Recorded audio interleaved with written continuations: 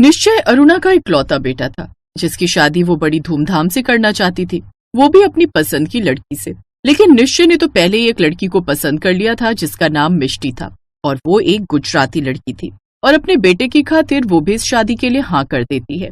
हर माँ की तरह मेरा भी बड़ा अरमान था कि मैं भी अपने इकलौते बेटे के लिए अपनी पसंद की लड़की लाऊं, लेकिन अगर तुझे वो गुजरातन ही पसंद है तो ठीक है, फिर जिसमें तेरी खुशी वही मुझे पसंद है। माँ परेशान मत होइए, मिष्टी बहुत अच्छी लड़की है, देखना आते ही आपका दिल जीत लेगी। सबकी रजामंदी से उन दोनों की शादी तय हो जाती है। मिष्टी अरुणा की बहू बनकर चौधरी निवास आ जाती है, जहाँ उसकी सास उसका गृह प्रवेश करवाती है। मिष्टी शादी के अगले दिन सुबह तड़के उठकर, क्या बात है मिष्टी, तुम इतनी जल्दी क्यों जाग गई? आज मेरी पहली रसोई की रस्म है ना जी, इसलिए मैं खाने में क्या बनाऊं मुझे तो कुछ समझ ही नहीं आ रहा। अरे यार, ये औरतों वाली चीजें तुम मुझसे क्यों पूछ रही हो? क्यों, ये तुम्हारा घर है और आपको ही अच्छे से पता होगा ना कि यहाँ किसको क्या पसंद है। यार तुम तो ऐसे बोल रही हो जैसे घर में 50-60 लोग हो। इस घर में मैं, माँ, नैना और तुम ही तो हो। हाँ तो माँ जी को क्या पसंद है वही बता दीजिए। यार क्यों सुबह सुबह नींद खराब कर रही हो? एक काम करो, तुम जाकर माँ से ही पूछ लो और मुझे सोने दो। घबराती हुई मिष्टी अपनी सास के पास जाती है। बहू, जो तेरी मर्जी वो बना ले, जो तू अच्छे से बनाना जानती हो हम वही खा लेंगे।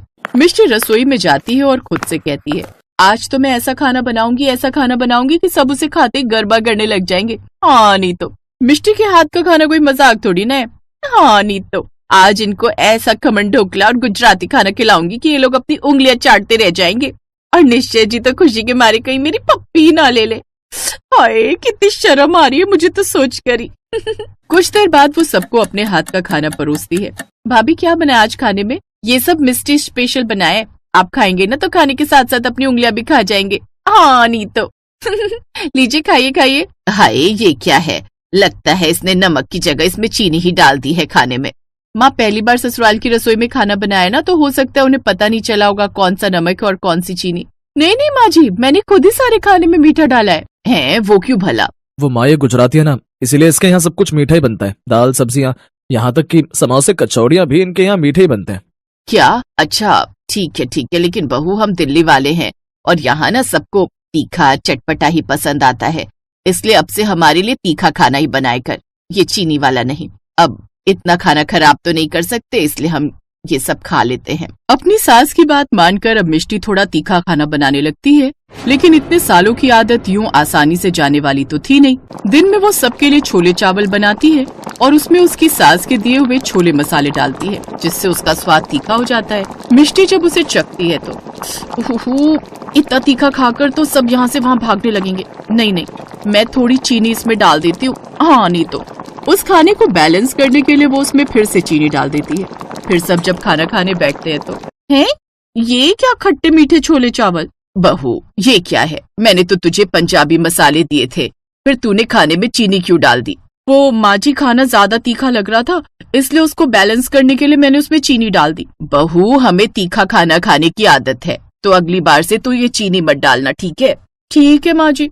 हाँ नहीं तो अब मिष्टी उनके अकॉर्डिंग तीखा खाना ही बनाती है, लेकिन ऐसे कुछ दिन बीत गए।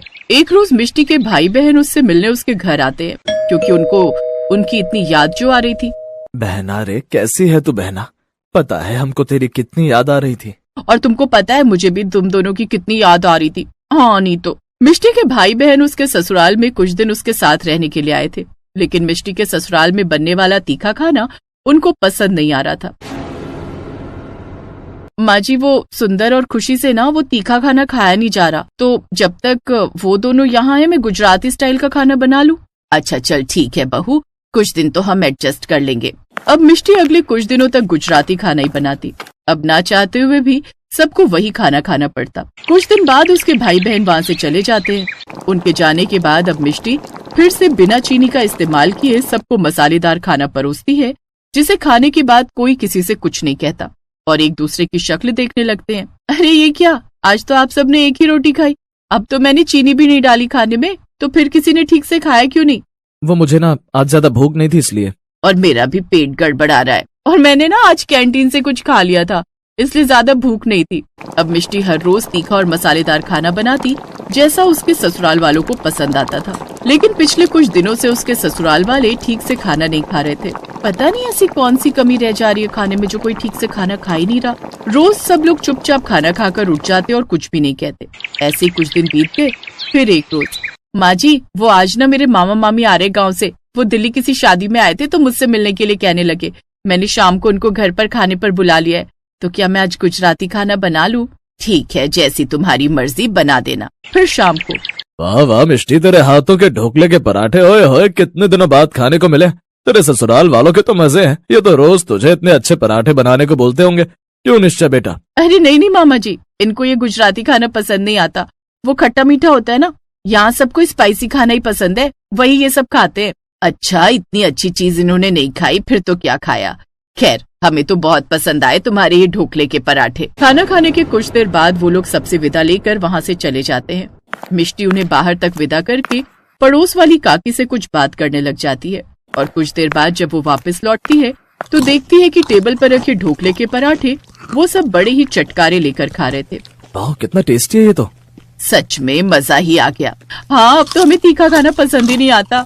बाहर खड़ी मिष्टी ये सब देखकर मुस्कुरा रही थी। वो निश्चय से कहती है, अरे ये ढोकले के पराठे हैं निश्चय। वाह वाह क्या मजेदार ढोकले के पराठे बनाए। एक काम करो, हम सबके लिए 5-5 पराठे और बना दो। हाँ बहू, और अब से तू ना ये गुजराती खाना ही बनाए कर।